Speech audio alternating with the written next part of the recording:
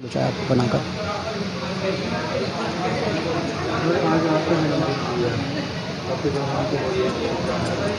इनके अलावा जो कई बताया जाता है कि आपको पेड़ पौधे लगाते आप खुद बनाते हैं देखिए, जन्म दिवस को मैंने एक नया रूप देने की कोशिश की है। ये लोगों को संदेश पहुंचाने की कोशिश की है कि जन्म दिवस की परिभाषा है क्या। इस जन्म दिवस को, जिस दिन हम इस धरती पर जन्म हुआ था हमारा, एक हमारी वो माँ थी जिसने हमारे को जन्म दिया, वो उस दिन खुश हुई थी। और एक दूसरी माँ हमारी धरती माँ थी, उसे भी उस दिन खुशी महसूस हुई थी कि अगर आज इस धरती के ऊपर कोई मेरा लाल उत्पन्न हुआ है तो मेरे लिए कुछ करेगा। लेकिन आज हम उस चीज़ को भूलते जा रहे हैं। इसीलिए मैंने इस चीज़ के ऊपर वृक्षारोपण, ये एक इसकी एक छोटी सी परिभाषा है, हम इसे और बड़े स्तर पर लेके जा रहे हैं। और हम चाह रहे हैं कि जो आपका जन्म दिवस है वो जन्म दिवस माँ भारती श्रृंगार दिवस के रूप में मनाया जाए। आज के बाद मेरे जितने भी लोग हैं या जितने मेरे संपर्क में हैं, मैं स्वयं उनको ये बोलूँगा कि आपको माँ भारती जन्म दिवस की या माँ भारती श्रृंगार दिवस की बहुत बहुत शुभकामनाएं। और वो भी ऐसे ही बोलेंगे। इस कार्यक्रम को जो आज छोटे स्तर पे कराई, हमारा बड़ा स्तर पे करने का विचार है। 17 सितंबर 2021 को हम इसे बड़े स्तर पे माननीय प्रधानमंत्री जी को समर्पित करते हुए इसे धर्म सेवा संस्थान ट्रस्ट के रजिस्टर्ड के अंदर इस कार्य को चालू करने जा रहे हैं, जिससे हर एक किसी को ये संदेश पहुँचे।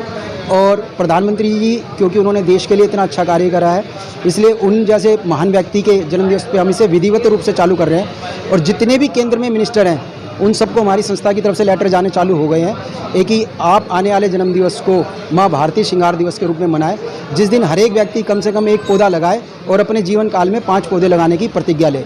इस विचारधारा को लेकर हम इसे 17 सितंबर को एक बड़े स्तर पर आगे चालू करने जा रहे हैं। जिन लोगों के घरों में जगह नहीं होती है, जो पौधे नहीं लगा पाते हैं या फिर पर्यावरण को आगे नहीं बढ़ा पाते, तो कैसे प्रेरणा देंगे? बहुत सही बात पूछी आपने कि घरों में जगह नहीं होती। देखो, छत तो हर एक किसी के घर पे होती है। अगर छत पे लगाता है तो वेल एंड गुड। अगर छत पे भी नहीं लगा सकता तो जो पार्कों के अंदर लगे हुए पौधे हैं वर्तमान में, कम से कम उनकी सेवा कर ले, उनको पानी दे, उनको खाद दे, उनके आसपास थोड़ी सी कटाई वटाई करके, अगर कुछ अन्यथा पौधे उग रहे हैं उनकी कटाई करके, उनकी छटाई करके उनको महत्व दे तो बहुत बढ़िया रहेगा। वरना हम सबके लिए तैयार हैं। अगर वह कोई भी एक पौधा लगा के हमारे को देता है, हम उसकी पूरी सेवा करेंगे और सेवा करके उसे बड़ा करने के बाद उसे पार्क तक पहुंचाएंगे। आप खाद के बारे में भी काफ़ी अच्छी नॉलेज रखते हैं, जानकारी रखते हैं। क्या जो उन लोगों के पास जगह नहीं है, पार्क नहीं है, या फिर वो अपने घरों में लगाना चाहें आपसे पौधा लेके, या फिर आप जिनको दे रहे हैं वो अपने जमीन में लगाना चाहिए, तो उसकी पर्यावरण यानी उसकी पालन पोषण कैसे कर पाएंगे? बहुत बढ़िया बात। ऐसा है कि खाद, मैं खुद 2 साल पहले बिल्कुल अनजान था पौधों के बारे में, और आज की डेट में भी मैं अनजान ही मानता हूँ अपने आप को। लेकिन सबसे बड़ा उपयोग इसका ये है, आपके घर के अंदर कोई भी सब्जी का छिलका, कोई भी फल का छिलका, कोई भी ऐसा ज़मीन का भरा हुआ कूड़ा, इस सबको आप एक डब्बे में भरते रहें।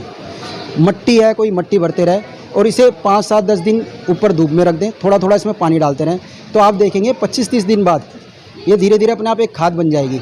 और वाली खाद जो आपके घर के पौधे हैं उसके अंदर दे सकते हैं, या पार्कों के अंदर जाके उनके अंदर दे सकते हैं। तो एक जो आपका कूड़ा अभी तक नाली में जा रहा था, वो नाली में जाने की बजाय आपके पौधों के अंदर चला गया। जहाँ पे मैं इस जगह पे ये जो कार्य कर रहा हूँ, ऊपर लगभग 100 पौधे इस समय तैयार हैं, जिसमें से 40 पौधे ऐसे हैं जो पार्कों में लगने के लिए तैयार हैं।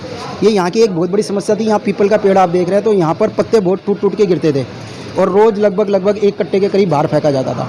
आज वो 1 कट्टा मेरा खाद के अंदर इस्तेमाल हो रहा है। मंदिर है, नेचुरल है कि लोग फूल चढ़ाने आते थे, वो फूल भी एक समस्या बने हुए थे, आज फूल भी मेरे खाद के अंदर इस्तेमाल हो रहे हैं। तो मेरी सारी चीज़ें एक खाद के अंदर इस्तेमाल होकर और मेरे पौधों का पर्यावरण को बढ़ा रही हैं और पर्यावरण को आगे आगे शुद्ध कर रही हैं।